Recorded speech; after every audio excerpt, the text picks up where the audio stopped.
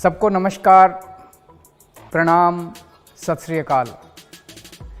Hello नमस्कार दोस्तों, दिल्ली के प्रादेशिक समाचार के स्टूडियो में आप सभी का बहुत बहुत स्वागत है। दोस्तों यहाँ पर आपको देखने को मिलेगा दिल्ली से जुड़ी सारी बड़ी खबरें, मुख्य समाचार, ब्रेकिंग न्यूज अपडेट के रूप में, इसलिए वीडियो को शुरू से अंत तक जरूर देखिएगा। दोस्तों वीडियो को प्यारा सा लाइक और चैनल को सब्सक्राइब जरूर कर लीजिएगा ताकि दिल्ली से जुड़े कोई भी खबरें छूटे ना पाए। चलिए दोस्तों टाइम वेस्ट न करते आगे बढ़ते हैं खबर की ओर। सिंगल यूज प्लास्टिक बैन के बाद एमसीडी ने अपने सभी जोन में चलाया छापेमारी का अभियान। 679 किलो सामान जब्त। देश भर में जुलाई सिंगल यूज प्लास्टिक के 19 आइटम पर प्रतिबंध लगा दिया गया है, जिसके बाद सरकार प्रशासन यह सुनिश्चित करेगा कि बाजारों दुकानों में सिंगल यूज प्लास्टिक से बने आइटम का इस्तेमाल न हो। इसके बनने और बेचने पर कानूनी कार्रवाई की जाएगी। ऐसे में लोगों के बीच अलग अलग सिविक एजेंसी जागरूकता अभियान भी चला रही है। राजधानी दिल्ली में नगर निगम ने भी सिंगल यूज प्लास्टिक के खिलाफ जागरूकता अभियान की शुरुआत की है। 1 जुलाई से दिल्ली नगर निगम सभी अलग अलग जोन में जाकर बाजार और दुकानों में छापेमारी कर सिंगल यूज प्लास्टिक से बनने वाले आइटम को जब्त कर रही है। इसी कड़ी में पहले दिन दिल्ली नगर निगम ने अपने सभी जोन में जाकर सिंगल यूज प्लास्टिक पर अंकुश लगाने के लिए दुकान में छापेमारी की। 679.1 किलो प्लास्टिक का सामान जब्त किया है। दिल्ली नगर निगम ने अपने सभी 12 जोन में सिंगल यूज प्लास्टिक के आइटम की बिक्री और इस्तेमाल को लेकर छापेमारी की थी, जिसमें कि बड़ी मात्रा में सिंगल यूज प्लास्टिक से बने सामान को जब्त किया गया। 368 चालान काटे गए हैं, जिसमें कि बड़ी मात्रा में सिंगल यूज प्लास्टिक से बने सामान को जब्त किया गया और 368 चालान काटे गए हैं। इंद्रप्रस्थ यूनिवर्सिटी दिल्ली में एडमिशन के लिए शुरू हुई काउंसलिंग, इस डेट से पहले भर they form. Guru Govind Singh Indraprastha university, जिसके आईपी यूनिवर्सिटी के नाम में सभी जाती हैं, ने काउंसलिंग प्रक्रिया शुरू कर दिया है। वे कैंडिडेट्स जिन्होंने यूनिवर्सिटी द्वारा आयोजित होने वाली प्रवेश परीक्षा IPU CET पास कर ली है, वे काउंसलिंग के लिए रजिस्ट्रेशन करा सकते हैं। काउंसलिंग के लिए रजिस्ट्रेशन कल यानी 1 जुलाई से शुरू हो जाएंगे। पात्र कैंडिडेट्स जो रजिस्ट्रेशन कराते समय तय फीस जो कि 1000 रुपये है फीस देनी होगी। इस काउंसलिंग में वही कैंडिडेट्स भाग ले सकते हैं जिन्होंने Indraprastha university form interest test 2022 pass कर लिया हो। IB यूनिवर्सिटी के विभिन्न यूजी और पीजी कोर्स में एडमिशन के लिए काउंसलिंग प्रोसेस के लिए रजिस्ट्रेशन 11 जुलाई 2022 तक कराया जा सकता है। इसके बाद रजिस्ट्रेशन बंद हो जाएंगे। इस तारीख को रात 11:50 तक फॉर्म भरा जा सकेगा। जामिया ने घोषित किया क्लास 12वीं का रेगुलर बोर्ड रिजल्ट। यहाँ देखे टॉपर्स की लिस्ट। जामिया के रेगुलर बोर्ड के छात्राओं का रिजल्ट का इंतजार आखिरकार खत्म हुआ है। JMU ने क्लास 12वीं की रेगुलर बोर्ड के नतीजे जारी कर दिए हैं। वे कैंडिडेट जिन्होंने जामिया मिलिया इस्लामी के क्लास 12वीं की रेगुलर बोर्ड की परीक्षा दी है, वो आधिकारिक वेबसाइट के नतीजे जाकर चेक कर सकते हैं। ऐसा करने के लिए ऑफिशियल वेबसाइट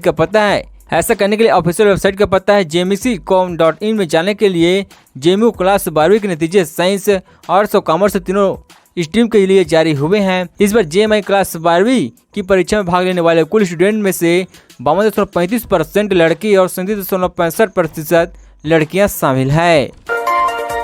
दिल्ली में बादलों का बसेरा, आज भी बारिश के आसार, जाने मौसम का पूरा हाल।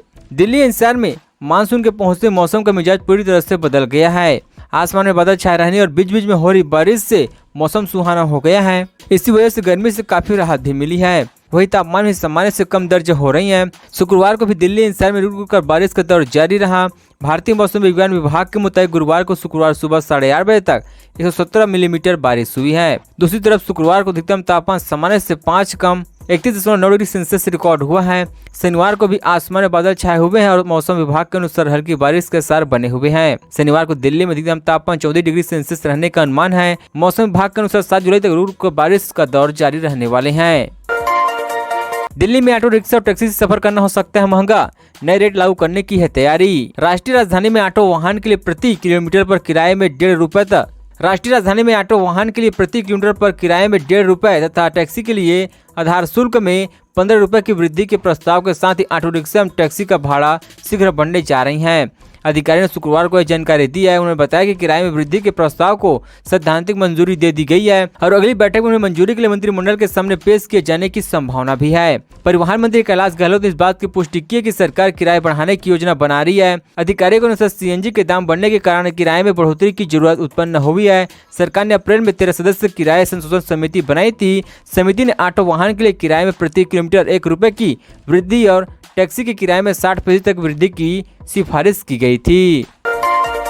दिल्ली में पिछले 24 घंटों में कोरोना के 813 नए केस, पॉजिटिव रेट 5.30% हुई। राष्ट्रीय राजधानी दिल्ली में कोरोना के 813 नए मामले दर्ज किए गए हैं। पिछले 24 घंटों में 3 लोगों की संक्रमण की वजह से हताहत हुई है। यह संक्रमण दर यानी पॉजिटिव रेट 5.30% रहा। एक्टिव केस की संख्या 3703 हो गई है।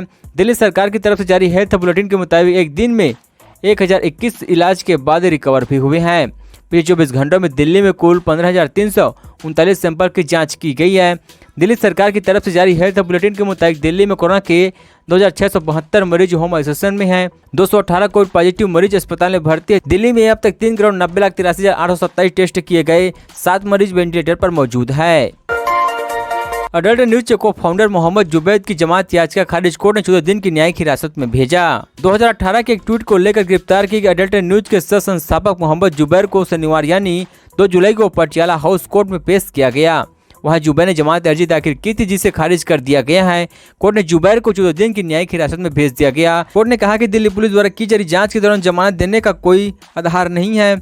आज पेशी के दौरान पुलिस ने जुबैर पर 3 नए प्रावधान जोड़े हैं। दिल्ली पुलिस के मुताबिक जुबैर मामले की जांच के रोज पे पेमेंट गेटवे की तरफ से मिले जवाब से पता चला कि उसे कई ट्रांजैक्शन हुए हैं, जिसमें या तो विदेशी मोबाइल नंबर का इस्तेमाल हुए या फिर आईपी एड्रेस फॉरेंस। ये मोबाइल नंबर और IP address Bangkok, Western Australia, Manama, नार्ड island, Singapore, Victoria, New York, England, Riyadh region आदि शामिल है। सरकार ने लगाया प्लास्टिक विकल्प पर मेला, लोगों में फैलाई जाएगी जागरूकता। 1 जुलाई यानी शुक्रवार से देश भर में सिंगल यूज प्लास्टिक के अलग 19 आइटम पर प्रतिबंध लगा दिया गया है, जिससे ईयरबड से लेकर प्लास्टिक के एक बार इस्तेमाल होने वाली कलेक्ट्री, सिगरेट, मिठाई के डिब्बे और शादी के कार्ड पर लगने वाली प्लास्टिक की पन्नी आदि जैसे करीब 19 प्लास्टिक से बने आइटम पर केंद्र सरकार ने प्रतिबंध लगा दिया है। इस प्रतिबंध के बाद सिंगल यूज प्लास्टिक के बने आइटम को बनाने और बेचने पर कानूनी कार्रवाई की जाएगी। इसी बीच सिंगल यूज प्लास्टिक पर लगे प्रतिबंध को लेकर लोगों में जागरूकता बढ़ाने और 19 ऐसे आइटम का विकल्प बढ़ते हुए दिल्ली सरकार ने त्यागराज स्टेडियम में 3 दिन के प्लास्टिक विकल्प मेले की शुरुआत की है। दिल्ली के पर्यावरण मंत्री गोपाल राय ने इसका उद्घाटन करते हुए कहा है कि प्लास्टिक हमारे पर्यावरण के लिए हानिकारक है। यह हमारी वायु और जल को खराब करती है। जैसे जैसे सिंगल यूज प्लास्टिक का इस्तेमाल बढ़ते चला गया, वैसे वैसे हमारे पर्यावरण को इसे प्रदूषित किया गया है। जुलाई में दिल्ली के नसीब में कितने दिन है बारिश, जाने उमस से कब मिलेगी राहत। दिल्ली इंसान में 30 जून से मौसम में करवट ली और दिल्ली झमाझम बारिश की खुशबू से महक उठी है। बीते कई दिनों से दिल्ली वालों का हाल गर्मी और उमस से बेहाल हो गया था। इसी बीच 30 जून से हुई बारिश ने लोगों को राहत दी। मौसम विभाग ने 30 जून से दिल्ली में मौसम के बदलने का अनुमान भी लगाया था।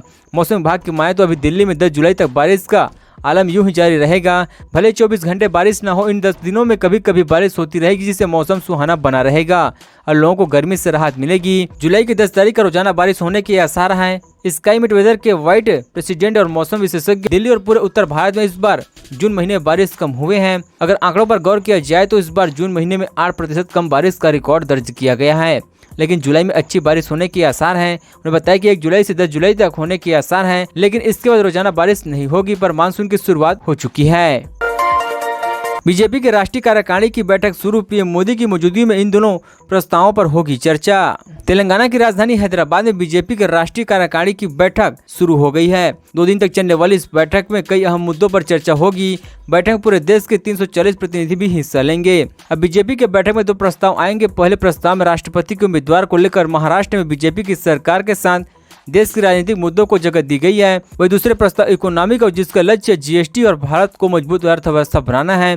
बीजेपी सूत्रों की माने तो इस बैठक के दौरान तेलंगाना की सत्ताधारी तेलंगाना राष्ट्रीय समिति और अन्य भ्रष्ट परिवारवादी दलों को घेरने की रणनीति पर भी चर्चा हो सकती है। यह बैठक ऐसे समय में शुरू हो रही है जब एक दिन पहले ही उच्चतम न्यायालय ने पार्टी के निलंबन प्रवक्ता नुपुर शर्मा द्वारा पैगंबर मोहम्मद के खिलाफ की गई टिप्पणी को लेकर कड़ी आलोचना की है। ईडी ने सत्येंद्र जैन के 2 कारोबारियों पर कसस शिकंज मनी लॉन्ड्रिंग केस में किया है गिरफ्तार। दिल्ली के स्वास्थ्य मंत्री सत्येंद्र जैन के खिलाफ जारी मनी लॉन्ड्रिंग केस की जांच के लिए सिलसिले में प्रवर्तन निदेशालय ने 2 बिजनेसमैन को गिरफ्तार किया है। अधिकारियों ने शुक्रवार को बताया कि सत्येंद्र जैन से संबंधित मनी लॉन्ड्रिंग केस में वैभव जैन और अंकुश जैन को गिरफ्तार किया गया है। बताया जा रहा है कि वैभव जैन और अंकुश जैन को prevention of money laundering act की धाराओं के तहत गिरफ्तार की गई है। अधिकारियों ने बताया कि वैभव जैन अंकुश जैन को पूछताछ के बाद गिरफ्तार किया गया। गौरतलब है कि ईडी ने इस मामले में पिछले महीने हुई दिल्ली के स्वास्थ्य मंत्री सत्येंद्र जैन के व्यवसायिक सहयोगी होने के आरोप में वैभव जैन और अंकुश जैन पर छापा मारा था। इस दौरान ईडी ने दावा किया था कि छापेमारी में प्रकाश ज्वेलर्स के यहाँ 223 करोड़ रुपए कैश मिले थे, जबकि वैभव जैन के यहाँ 41.5 लाख कैश और 133 सोने के सिक्के मिले थे। वहीं जीएस माथुर के यहाँ 20 लाख रुपए कैश बरामद हुए थे। दोस्तों खबरों का सिलसिला बस यहीं तक। दोस्तों वीडियो जानकारी आपको अच्छा लगा, वीडियो को प्यारा सा लाइक कीजिए।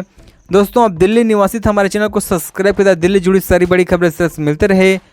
चलिए दोस्तों अगले वीडियो में मिलते हैं, तब तक जय हिंद जय भारत।